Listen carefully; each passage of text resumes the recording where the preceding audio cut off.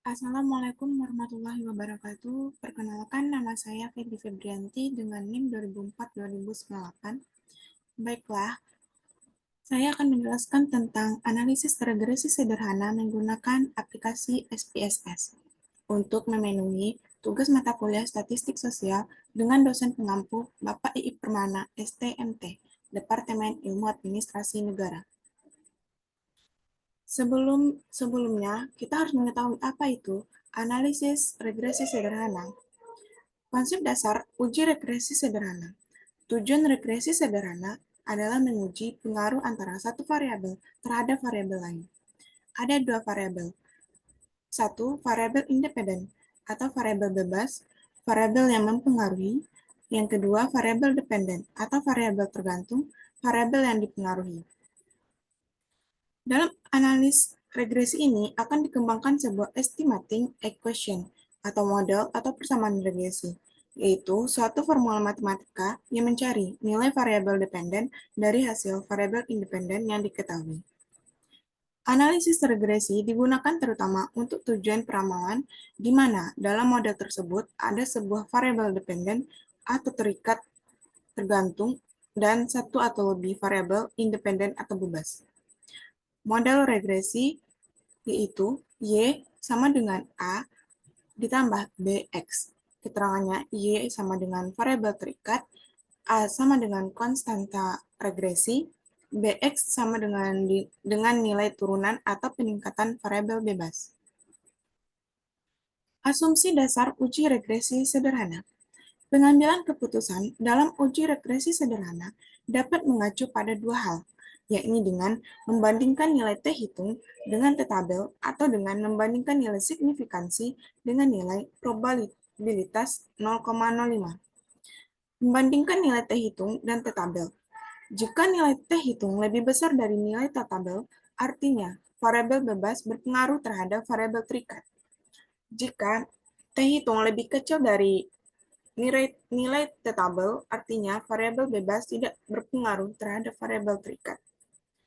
Membandingkan nilai signifikansi dengan probabilitas 0,05.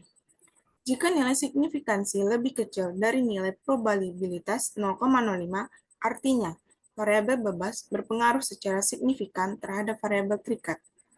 Jika nilai signifikan lebih dari nilai probabilitas atau 0,05, artinya variabel bebas tidak berpengaruh secara signifikan terhadap variabel terikat.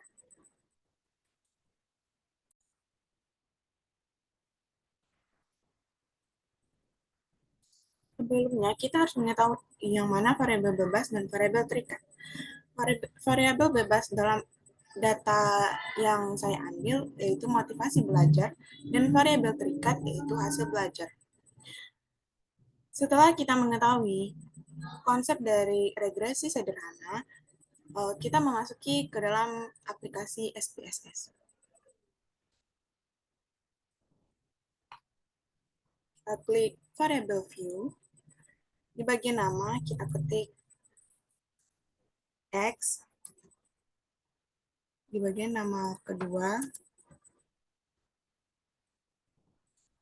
kita ketik Y. Di bagian label nama satu kita ketik motivasi belajar.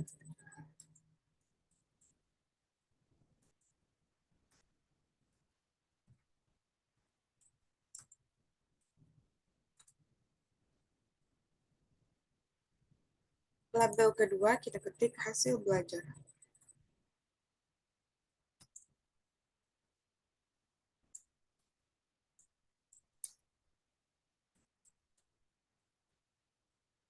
Setelah itu kita masuk ke data view. Karena data-data yang kita perlukan belum ada, maka kita salin datanya dari Excel. Di sini saya mengambil 32 data.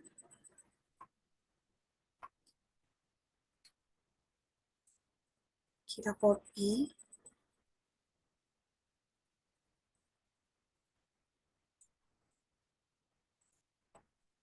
Kita pastikan ke aplikasi SPSS.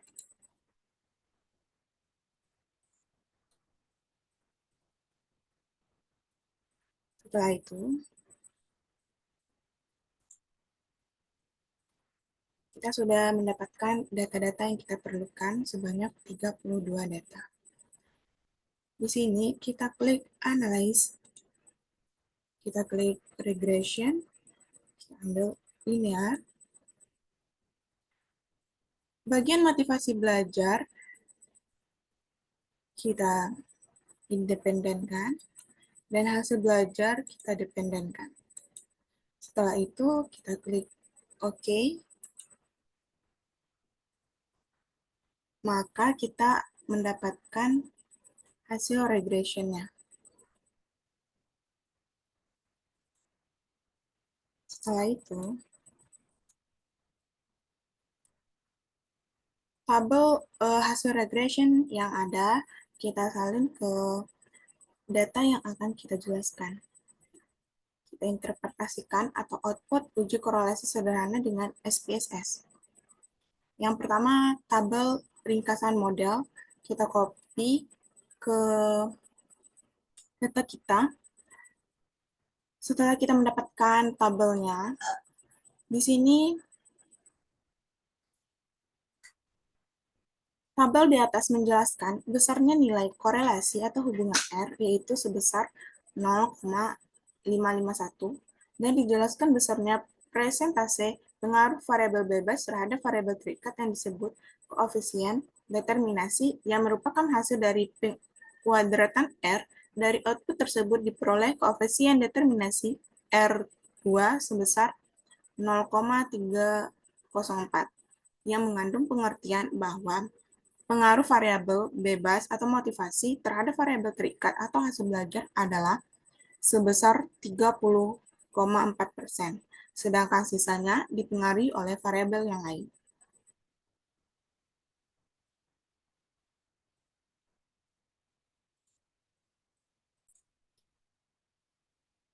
Selanjutnya, interpretasi output uji korelasi pada tabel kedua, yaitu tabel ANOVA. Untuk mempermudahnya, kita pindahkan ke Word data untuk kita menjelaskannya. Di sini, kita sudah mendapatkan tabelnya. Maka dari itu, output bagian ANOVA pada bagian ini untuk menjelaskan apakah ada pengaruh yang nyata, signifikan, variabel motivasi atau X terhadap variabel hasil belajar atau Y. Dari output tersebut terlihat bahwa F hitung sama dengan 13,077 dengan tingkat signifikansi atau probabilitas 0,001 kecil dari 0,05. Maka model regresi dapat dipakai untuk memprediksi variabel hasil belajar. Tabel yang ketiga yaitu tabel koefisien. Output bagian koefisien pada tabel koefisien di atas, pada kolom B, pada konstan A adalah 29,690.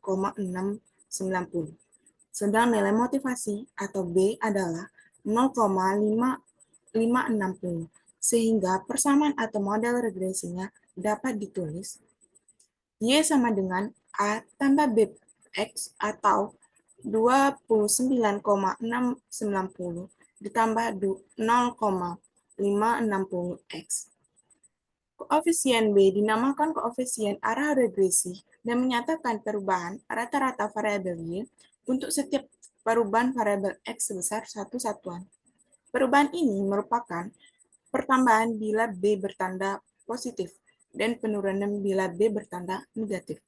Sehingga dari persamaan tersebut dapat diterjemahkan. Nilai konstanta positif sebesar 29,690 menunjukkan pengaruh positif variabel independen atau motivasi belajar bila variabel independen naik atau berpengaruh dalam satu satuan. Maka variabel hasil belajar akan naik atau terpenuhi. Koefisien regresi X sebesar 0,560 menyatakan bahwa jika motivasi belajar atau X mengalami kenaikan satu satuan, maka hasil belajar Y akan mengalami peningkatan sebesar 0,560 atau 56%. Makna hasil uji regresi sederhana Selain menggambarkan persamaan regresi output ini, juga menampilkan uji signifikansi dengan uji T, yaitu untuk mengetahui apakah ada pengaruh yang nyata atau signifikan variabel motivasi X sendiri partial terhadap variabel hasil belajar atau Y. Hipotesis, HO tidak ada pengaruh yang nyata signifikan variabel motivasi X terhadap variabel hasil belajar Y. HA ada pengaruh yang nyata atau signifikan variabel motivasi X terhadap variabel hasil belajar Y. Dari output di atas dapat diketahui nilai T hitung sama dengan 4,130 dengan nilai signifikansi 0,001 kecil dari 0,05, maka HO ditolak dan HA diterima. Yang berarti ada pengaruh yang nyata atau signifikan variabel motivasi atau X terhadap variabel hasil belajar atau Y. Sekian penjelasan dari saya. Assalamualaikum warahmatullahi wabarakatuh.